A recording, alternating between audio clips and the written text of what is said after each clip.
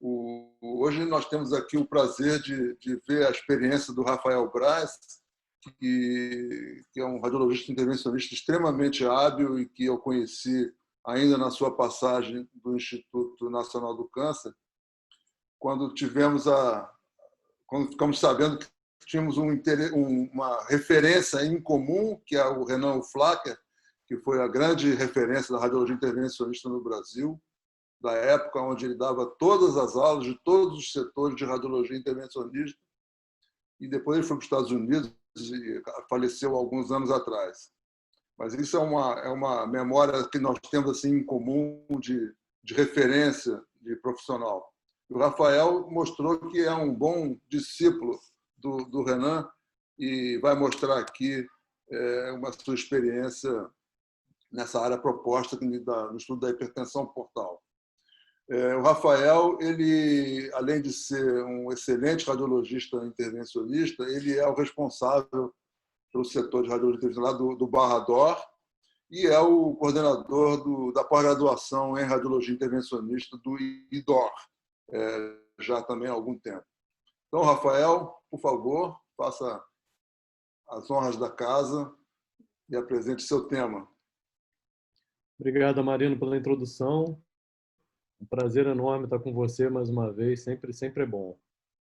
Eu vou falar de um tema que é bem interessante, que eu gosto muito, e que eu procurei fazer algo um pouco diferente do que vem sendo feito, e que gera muita dúvida, né? Eu acho que tanto o radiologista, o intervencionista, o clínico, todo mundo tem dúvida do que fazer com o paciente com trombose de veia porta, né? Então, vou tentar tirar as dúvidas e talvez deixar um pouquinho mais de dúvida, mas dúvida do bem.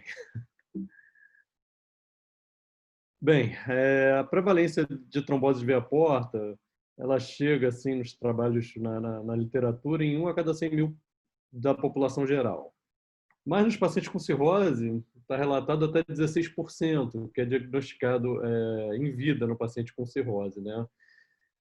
Isso é um pouco subestimado, porque até 40% desses pacientes são assintomáticos, principalmente paciente com cirrose e hipertensão porta, porque o paciente já não está muito, aquele fígado já não tem mais quase fluxo às vezes, né? E quando trombose, o paciente não sente nada diferente, já tem uma hipertensão muito crônica, né? E tem alguns estudos no explante que mostraram que até 26%, um quarto dos pacientes com cirrose na época do transplante, esse fígado tinha alguma trombose de veia porta. Então, a prevalência realmente parece ser um pouco maior. A etiologia mais comum, no entanto, não é a cirrose. A cirrose fica aí mais ou menos com 1/3, né, dos diagnósticos de trombose de veia porta. O câncer e a trombofilia são os principais. Então, aí a gente vê que mais ou menos 1/3 dos pacientes não são cirróticos. Soma com inflamatório, mais 10%. E pós-operatório de cirurgia bariátrica, principalmente sleeve, quando faz a retirada do fundo do estômago, é algo que a gente tem visto frequentemente. Então, vê que quase metade dos pacientes podem ser não cirróticos. E aí o cenário muda um pouco, né? Quando o paciente não é cirrótico, a gente tem que pesquisar trombofilia, vasculite. Então, tem que fazer toda essa investigação que está investigada. E a síndrome de Budd também, que é a trombose da veia hepática, mas pode se estender à veia porta. Esse trombo pode ser só da veia porta em 40% dos casos apenas. Geralmente, ele pode se estender. Quando é múltiplas veias, é os outros 40%. E só da veia mesentérica esplênica ou veia hepática são menos frequentes. Os sintomas são diferentes da trombose aguda e crônica. A trombose aguda é um paciente que não tem hipertensão porta. Então, quando fecha, ele vai sentir, principalmente dor e distensão abdominal por uma isquemia mesentérica ali aguda, né? E pode ter ascite também. A isquemia mesentérica e a insuficiência hepática aguda são sinais de gravidade que a gente tem que ficar atento. Na crônica, já é um pouco diferente. Ele não vai ter essa dor, essa distensão aguda, né? Ele vai se acostumando, criando colateral. Então, o que a gente vai ver são hemorragias digestivas, principalmente com hemorragia varicosa, uma esplenomegalia, uma congestão esplênica, ascite.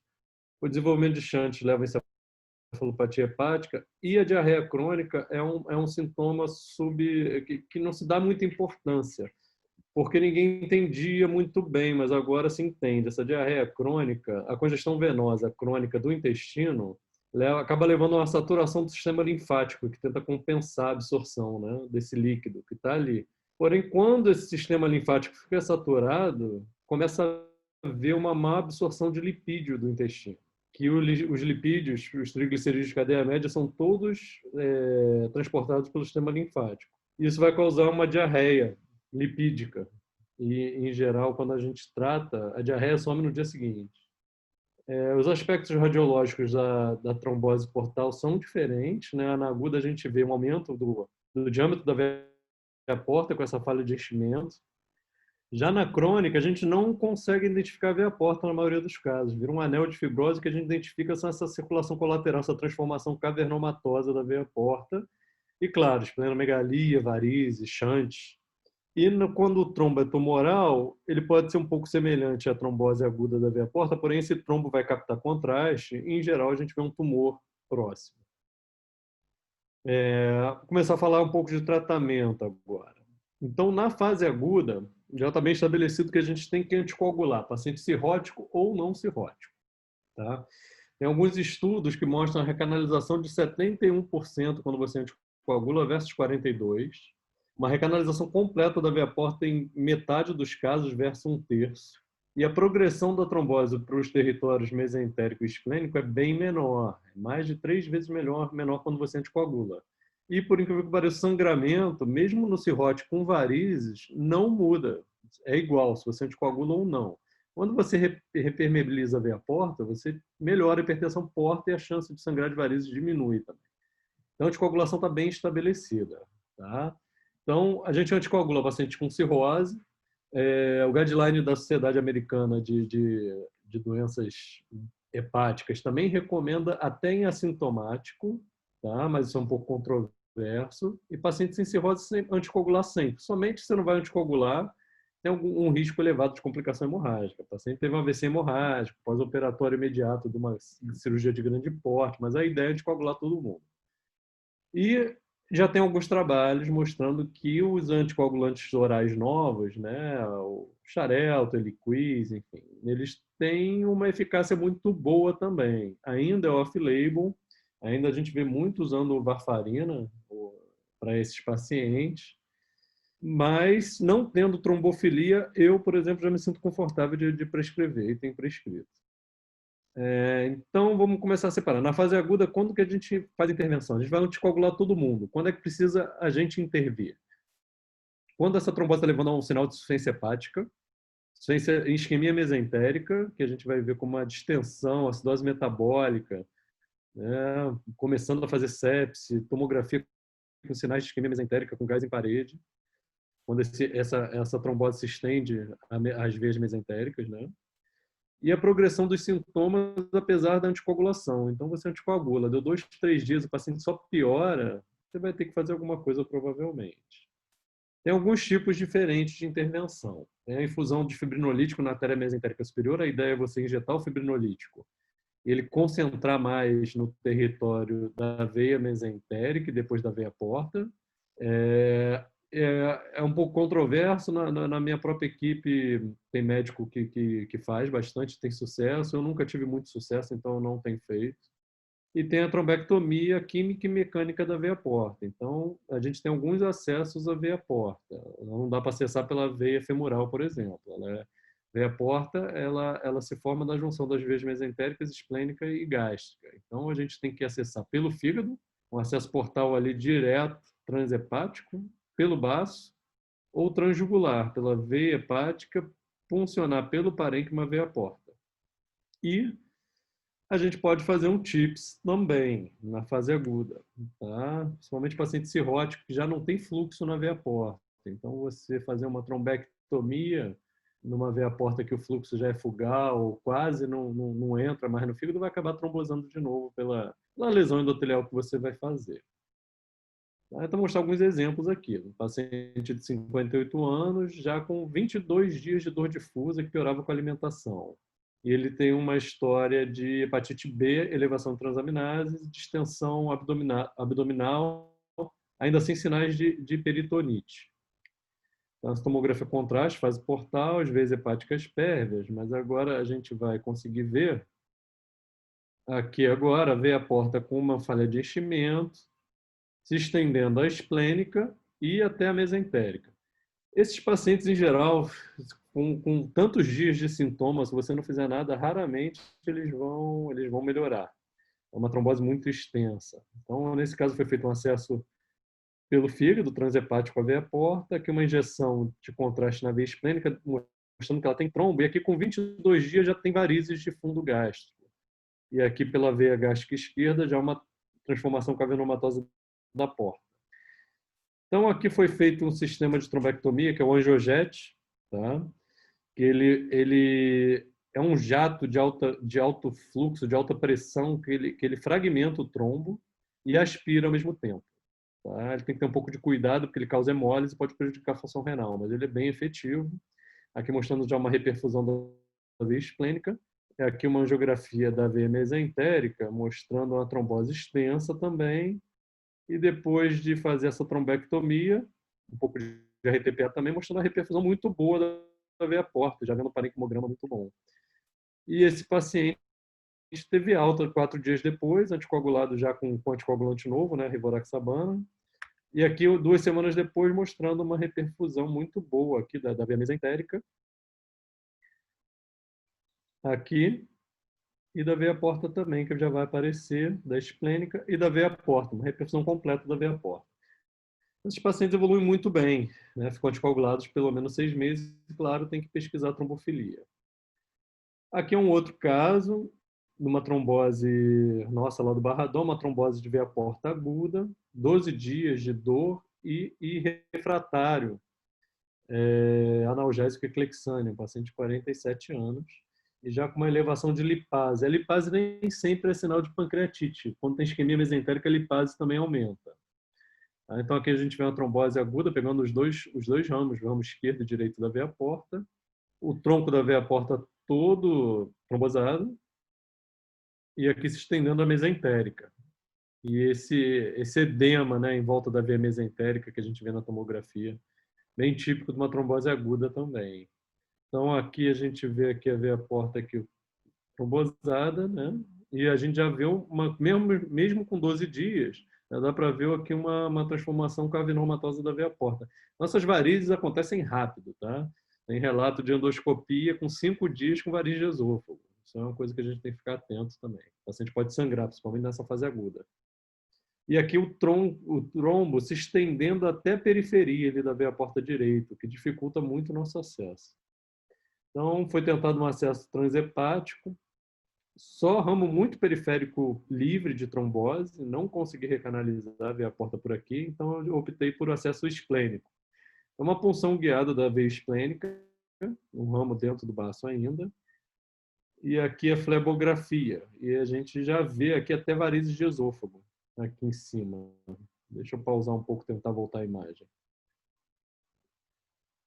Então, vê com 2 semanas, aqui já uma transformação cavernomatosa da veia porta, e aqui em cima as varizes de esôfago já. Aqui é a veia mesentérica inferior, não a superior, ainda pérvia, mas a veia esplênica completamente ocluída. Então, também aqui é pela veia mesentérica superior, mostrando que está totalmente ocluído, o sangue só fluindo para circulação colateral. A gente usou um angiojet também, uma boa reperfusão da veia mesentérica superior, uma recanalização parcial da veia porta, aparentemente era um trombo mais antigo, precisou fazer uma angioplastia para abrir o fluxo. E o controle, mesmo não ficando muito bom, a gente já vê algum fluxo indo para dentro do fígado e algum parenquimograma. E no final das contas, a gente precisa que tenha algum fluxo para manter o paciente anticoagulado e isso reperfundir. Quando usa o acesso esplênico, tem que ter mais cuidado ainda com sangramento. Então, a gente embolizou aqui com mola e cola acrílica. E aqui, 1 ano depois, mostrando a veia porta perfundida.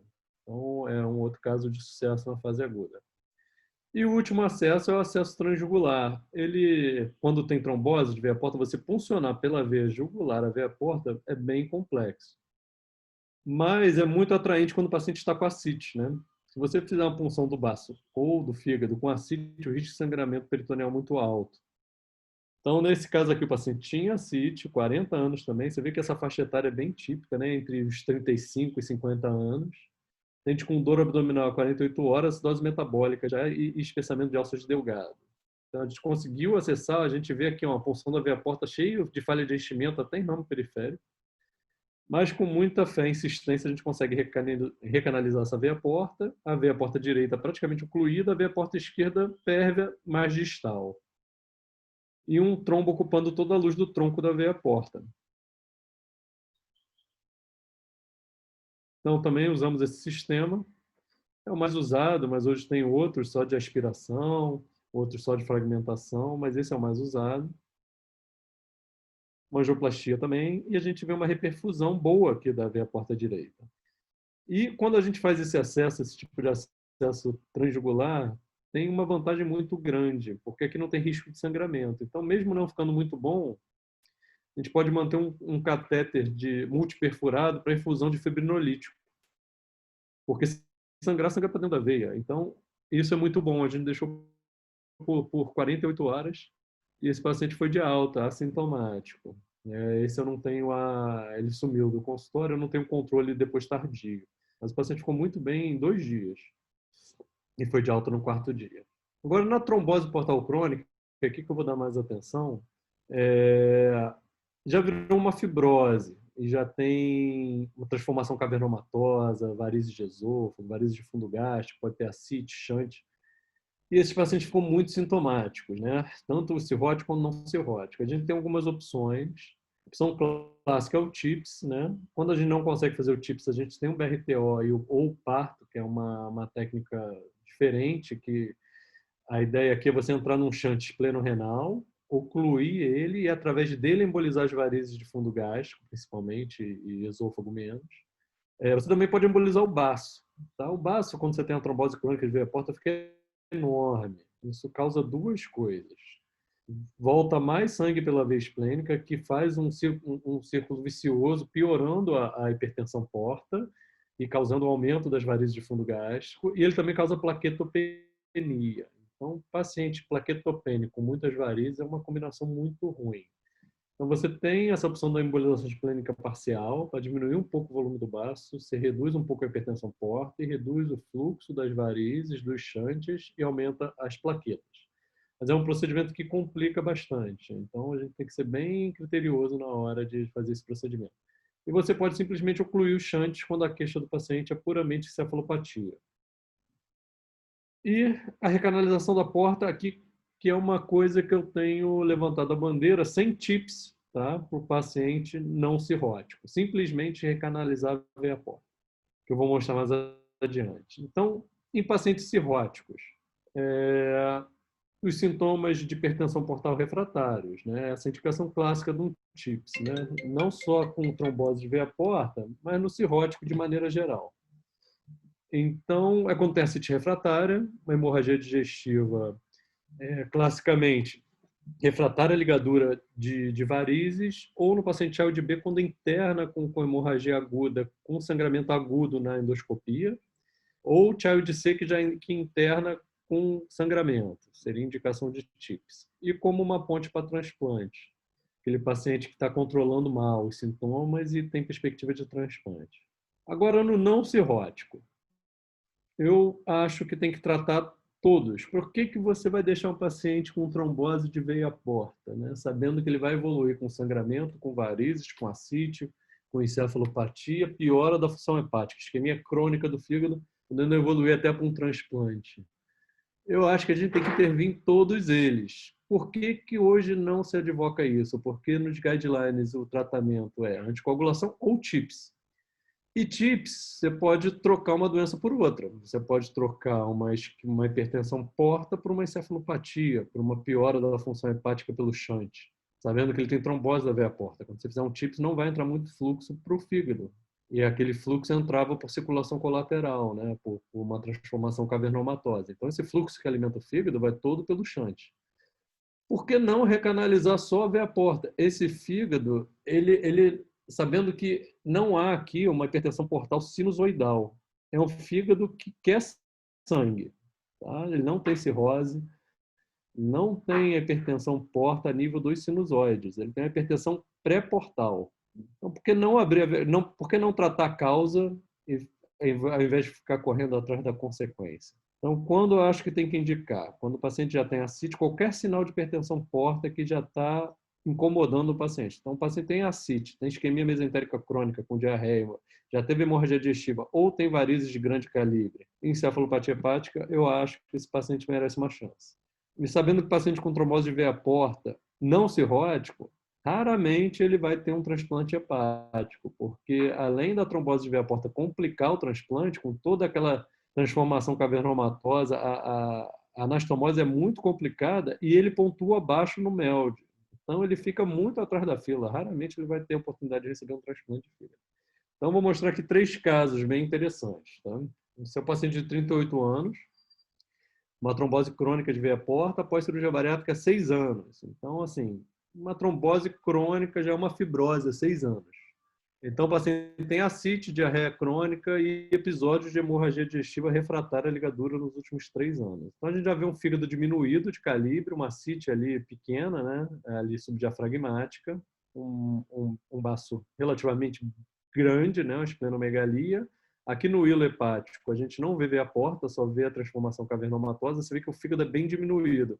E isso aqui é muito confundido, né, aquela cirrotização do fígado isquêmico. Não vai ser raro você encontrar um paciente que já é rotulado como sendo cirrótico, uma trombose crônica. E faz elastografia e o fígado é duro. É duro porque ele não recebe sangue, ele atrofia. Não necessariamente isso quer dizer que ele tenha fibrose. Tá? Então a gente já vê aqui também, aqui já um edema começando ali na raiz do mesentério, não tem veia porta. E um edema, principalmente de alça de intestino grosso, e esse edema linfático ali do reto peritônio, que causa diarreia crônica do paciente. A gente faz um acesso, eu gosto muito, tem na literatura muita gente tentando fazer por transesplênico, mas eu acho que quando você entra pelo baço, injeta, todos os lugares que teu fio guia vão para colaterais. É muito difícil, quando a veia porta ocluída há tantos anos, você saber o caminho exato, não tem mais veia porta. Prefiro ir pelo fígado, e tentar recanalizar no tronco da veia porta. Eu acho mais simples e menos risco de sangramento.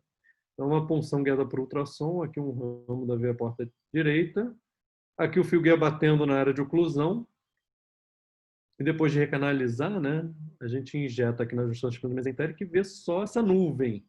Você vê que é uma transformação cavernomatosa da veia porta que irriga praticamente o miolo do fígado, né? A periferia é muito mal perfundida. Claro que isso aqui demora para fazer, não é rápido assim, né? Mas é possível. E aqui na veia esplênica também. A gente vê varizes indo para o resto que sobrou do fundo do estômago, não tem nada indo para a veia porta. E aqui tem um achado muito interessante, que é um achado que não está descrito ainda na literatura também, que eu estou começando a ver nesses pacientes, que é um shunt. Geralmente a gente fala de shunt portosistêmico, né? Aqui é o contrário. Aqui em cima a gente vê um shunt sistêmico portal, né? Que é um shunt direto da veia gástrica para o lobo esquerdo do fígado, mostrando que esse fígado está afim de sangue, tá? Ele quer sangue. Ele não quer um TIPS, tá? Então, esses tipos de shunts, eu estou começando a ver agora, tratando esse tipo de paciente, é uma coisa que não está descrita na literatura, né? Eu vou mostrar outro caso depois. Então, aqui a gente faz a angioplastia da veia porta com catéter balão, aqui primeiro da esplênica, e aqui a gente vê o balão fazendo várias cinturas aqui nessa área de fibrose crônica aqui, veia esplênica na junção com a veia porta, sempre começando com balão de baixo calibre, para não ter nenhum risco de ruptura, tá? São dilatações progressivas. Aqui já um balão maior, tá? Que foi um balão de 10 milímetros no tronco da veia porta, que guiado por roadmap, para saber exatamente, para não entrar dentro do fígado, né, num ramo secundário. E aqui o controle. Então, o paciente voltou a ter veia porta. O sangue entra no fígado, não tem mais varizes nenhuma, não existe mais circulação colateral. Esse paciente ficou tão bonito que eu não quis botar um stent aqui. Eu achei que a angioplastia com catéter balão fosse suficiente. Sempre mantém esses pacientes anticoagulados. Tá? Aqui tem uma causa cirúrgica, mas pelo menos 6 meses, 1 ano, ele fica anticoagulado. E aqui o controle pela veia mesentérica, mostrando a mesma coisa. Fluxo livre, fígado bem perfundido e uma nova veia porta. Embolização do trajeto com mola e cola. Não tem nem risco de sangramento. E aqui, um mês depois, olha só que interessante. Então, era um fígado pequeno, já dá para ver no primeiro corte, no primeiro slide aqui, o aumento do volume do fígado, né? É impressionante o quanto o fígado aumenta de volume. Olha só, ali aqui é o cólio com a cola, o baço já menor também, você vê que o baço diminui, o fígado aumenta muito de volume, e agora temos uma veia porta e não temos mais circulação colateral. E não tem mais edema, tanto de intestino grosso quanto de reto peritônio. O paciente sem diarreia já no dia seguinte. E aqui um corte coronal mostrando, né, uma ausência de veia porta, transformação cavernomatosa, e no outro uma veia porta pérvia com baço menor, sem nenhuma circulação colateral. E um aumento do volume na volumetria hepática aqui de 32% em um mês. Então o fígado cresceu 1/3 do volume dele em um mês, que é um fígado isquêmico, mesmo querendo sangue, né? Esse paciente, infelizmente, 6 meses depois, ele faz peço uma tomografia, porque eu fiz um Doppler e achei estranho, ele parecia um pseudaneurisma de veia porta com estenose. O baço voltou a crescer, voltou a ter diarreia, e aqui no corte coronal dá para ver melhor. Aqui é o tronco da veia porta, uma dilatação, seguida de estenose, suboclusão, e o fígado voltou a diminuir de volume. Ela tinha aumentado 32%, agora só estava 17% maior. Então, confirmado pelo Doppler, aqui uma estenose com pseudoaneurisma da veia porta. Então, voltei ele para a sala, cateterismo do ramo portal direito. E aqui a gente vê bem, né? Então, parece, né? Eu estou fazendo, esse tipo de coisa é bem raro, não está publicado, então parece que nesses pacientes realmente você botar um stent ali para endotelizar, né? Você criar uma parede, né, para o próprio corpo cicatrizar, parece ser bem importante. Então, aqui, como tinha um pseudoaneurisma de veia porta, eu precisei botar uma prótese revestida, né? Esse é um Viaban, uma prótese PTFE, cobrindo. Aqui ficou um pouquinho curto, ainda tinha uma estenose, eu tive que emendar uma outra. Expandindo, era uma prótese de 11 milímetros, ou 12, agora não estou lembrado, expandi para 10 ou 11. E aqui o controle, mostrando já aqui da mesentérica, aqui da esplênica, mostrando a exclusão geográfica do aneurisma e o tratamento completo da estenose, embolização do trajeto. E agora esse paciente já tem um controle de 1 ano. Veio a porta pérvia, estente perto, e novamente um aumento da volumetria hepática, agora com 33% maior, 1/3 maior, e o baço já ficando do tamanho normal. Esse já é um outro paciente, esse aqui já é uma trombose de veia porta inflamatória, 43 anos, e 4 episódios de hemorragia digestiva aguda com estabilidade hemodinâmica, já foi quase a óbito 4 vezes nos últimos 2 anos. E endoscopia com varizes de fundo esôfago refratária à ligadura.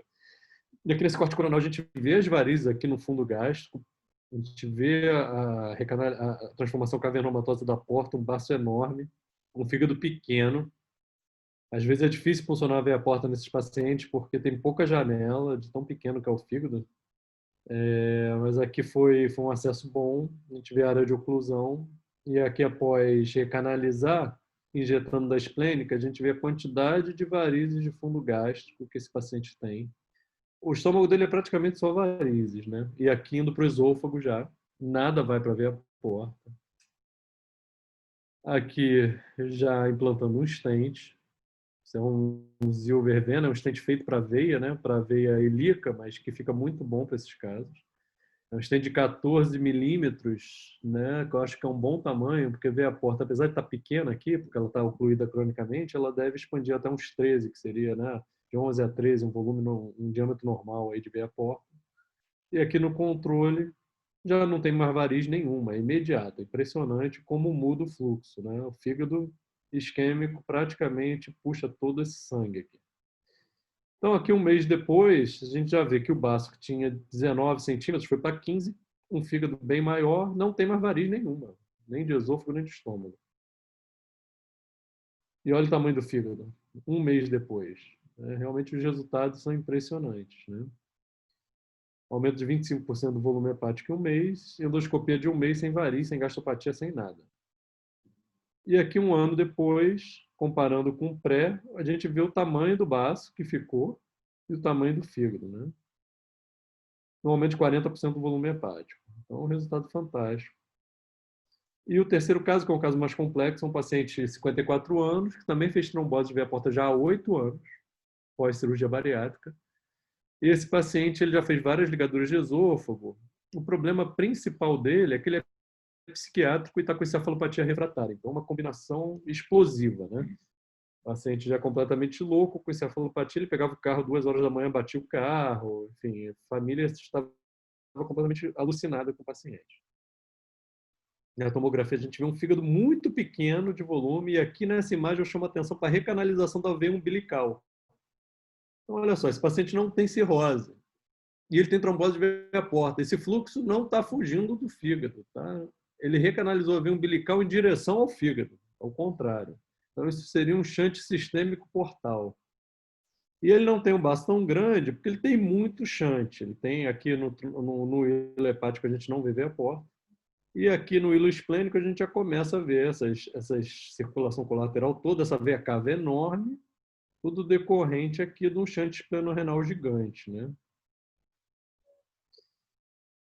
Então, fomos para a missão de recanalizar a veia porta, mas nesses casos, talvez recanalizar a veia porta não seja suficiente. Quando tem muito shunt porto-sistêmico grande, nada vai ser mais atraente para o fluxo sanguíneo do que um coração aspirando sangue.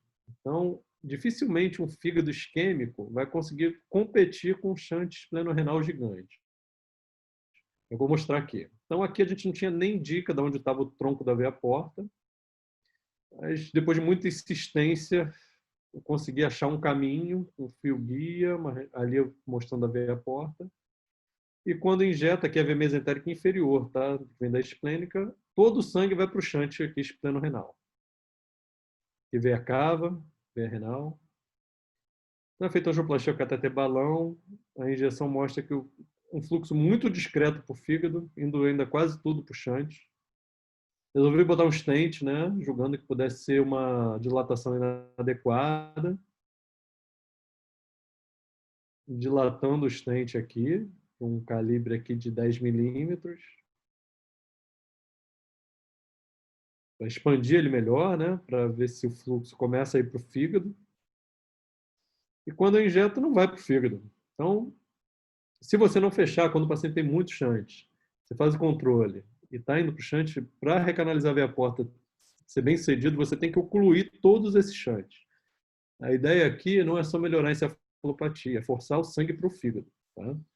Então, aqui eu entrei pela veia femoral, veia cava, veia renal esquerda, cateterizei o shunt espleno renal e aqui eu depositei um plug vascular, tá? Que são essas 3 cabeças aqui, que do tamanho correto ele oclui qualquer vaso. Tá? Em 10 minutos está ocluído o shunt.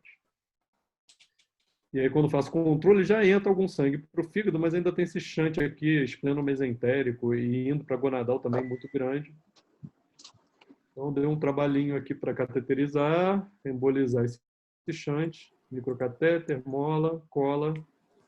Aqui a gente vê o introdutor aqui na veia cava, catéter pela veia porta na esplênica, o plug no shunt, cola e mola no outro shunt. E aí no controle agora sim a gente tem um fluxo para a veia porta. Fígado muito pequeno, né? Uma veia porta recanalizada, pérvia. Um ano após, então. O paciente não tem mais encefalopatia, não usa mais nenhum remédio para encefalopatia, não tem varizes de esôfago, não usa nenhum remédio para hipertensão portal, eu mantive ele anticoagulado. E um ano depois, a tomografia é impressionante o quanto que o fígado desse paciente cresceu, né? E aqui a veia umbilical não tem mais, mostrando que realmente era um shunt pro fígado. Tá? Então, o paciente agora tem veia porta, não precisa mais de veia umbilical para nutrir. Aqui o hilo hepático, o fígado cresceu muito, é impressionante o tamanho do fígado. Veia porta pérvia e uma veia cava de tamanho normal, não tem mais chance de plano renal. O baço menor, paciente completamente curado e um aumento, aqui eu não botei, mas foi de mais de 70% do volume hepático, foi quase 80% em um ano. Então, um aumento de volume impressionante também. E o último caso, só para mostrar um caso de cirrose, então, um paciente com vírus C, um cirrótico Child-Pugh B9, já tinha episódio de hemorragia digestiva, e estava com ligadura elástica e estava com ascite refratária e paracentese de repetição.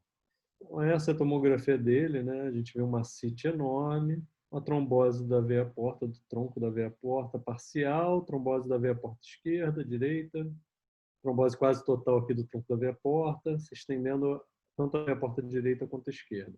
Esses casos são mais complexos. Aqui eu fiz uma portografia indireta com gás carbônico, um cateter balão na veia hepática direita ocluindo, injetando gás carbônico, você consegue, através dos sinusoides, desenhar a veia porta, para saber onde ela estava.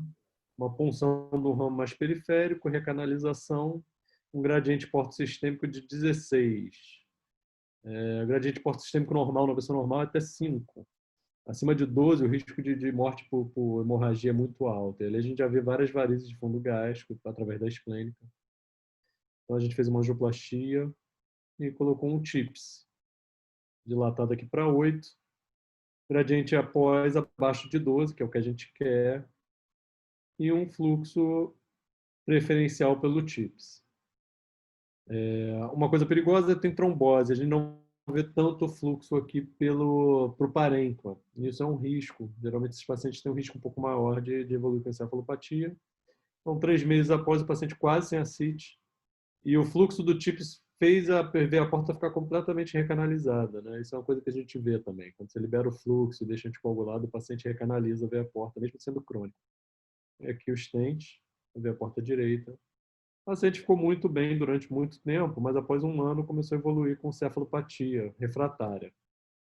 Aqui, só por curiosidade, mostrar uma redução de calibre de TIPS, como é que a gente faz. Nesse caso, a gente costurou, aqui não no dilatador, mas em torno do cateter balão de 6 milímetros. A gente expandiu para 6 milímetros, costurou uma prótese em torno dele, sabendo que a prótese ia fazer uma cintura de 6 milímetros. A gente cateterizou aqui pela veia hepática, né, pela jugular, o TIPS, e colocou um algraft, uma endoprótese com uma cintura, reduzindo o fluxo pelo TIPS, aumentando o fluxo para o parênquima hepático, aumentou em 2 milímetros de mercúrio aqui o gradiente, mas o paciente ficou muito bem. Resolveu os sintomas dele. Então, só para concluir, trombose de veia porta, anticoagulação é a primeira linha. Então, na fase aguda, intervir sempre quando houver risco de isquemia mesentérica com insuficiência hepática ou a piora dos sintomas na vigência de anticoagulação. E o recado principal que eu queria deixar é que é possível recanalizar veia porta ocluída cronicamente, mesmo que ela tenha 10 anos. Tá? Uma fibrose de 1 ano não vai ser diferente de uma fibrose de 10 anos. Tá? Fibrose é fibrose, vai ser difícil igual. Mas antes de falar que não dá, acho que tem que ser tentado. E havendo sintomas de hipertensão portal no paciente que não tem cirrose, eu acho que todos eles merecem uma chance. Obrigado.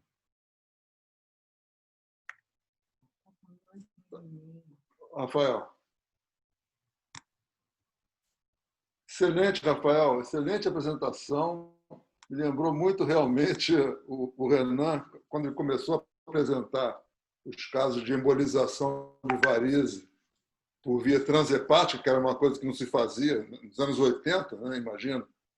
E você faz todas essas intervenções através da abordagem transhepática, sobretudo, e eventualmente transesplênica, mas sobre transhepática, é sensacional. E os resultados são espetaculares. Essa recuperação do parênquima anatômico, do fígado, da função, é muito esperançoso. Eram pacientes que ficavam largados com hipertensão porta crônica, trombose sem solução. E eu acho que essa manipulação anatômica associada à anticoagulação e à fibrinólise realmente muda totalmente o panorama desse tipo de doença. Muito interessante, maravilhosa a apresentação. Tá de parabéns, realmente. Obrigado. Uma coisa que Diga. Não, então, esses pacientes, assim, eles têm a função hepática, principalmente não cirrótica, razoavelmente preservadas, né? Mas eu não botei aqui na apresentação, mas a gente vê que melhora um pouquinho a albumina, sobe um pouquinho e cai a bilirrubina também. Eu estou preparando um artigo aqui, né, em vias de submeter. Muito obrigado, Rafael. Foi muito bom. E assim, para todos saberem, essas apresentações da sociedade ficam disponíveis no YouTube, lá no canal da Sociedade de Radiologia. Se procurar lá pela S Rádio Rio de Janeiro, Rafael Braz, vai aparecer lá a sua apresentação. Ok? Na semana que vem, a gente deve dar continuidade a essa área de investigação e provavelmente o tema será embolização portal pré-cirúrgica e quem vai fazer a apresentação deve ser o André Azevedo. Eu vou confirmando durante a semana. Ok? Muito obrigado a todos por participarem. Rafael, muito obrigado. Hein? Obrigado você, Marino, pelo convite. Estou à disposição. Valeu.